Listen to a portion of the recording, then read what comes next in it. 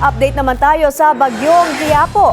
Mula sa ating ka-weather BNC resident meteorologist, Benison Estareja. Benison, ano ang latest sa bagyo?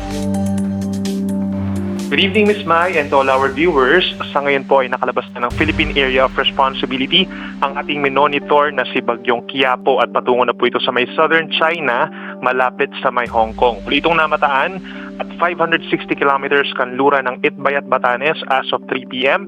Nasa typhoon category or lumakas pa po ito with 130 kilometers per hour na taglay na hangin malapit sa gitna at kumikilos palayo moving northwestward. No? So sa ngayon po, tinanggal na rin natin yung tropical cyclone wind signals sa mga area po dito sa may northern Luzon at wala nang direktang epekto pa sa ating bansa.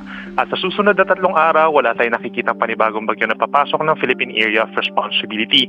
Yung occasional rains o yung paminsan-minsan pa rin mga pag-ulan na minsan ay malalakas ay posible pa rin dito sa areas po ng Pangasinan, Zambales, Bataan at Occidental Mindoro. Habang nandito ng bahagi ng northern Luzon plus the rest of central Luzon, the rest of Calabarzon or most of Calabarzon, Metro Manila and the rest of Mimaropa, pababa ng Western Visayas, Zamboanga Peninsula, may chance rin po ng maulap na kalangitan pa rin within the next 12 to 24 hours at may aasahan din po ng mga pagulan at some point, so make sure po na mayroong baon na payong or anumang panangga sa ulan kung lalabas ng bahay.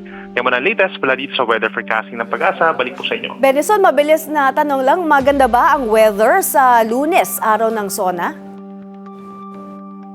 Sa Lunes po, sa araw po ng SONA, we're expecting na meron pa rin mga area sa western section na lamang po ng Luzon ang magkakaroon ng maulap na kalangitan. But if we're talking of Metro Manila, lalo na dito sa may Quezon City, improving weather conditions naman po tayo at meron na lamang isolated na ulan.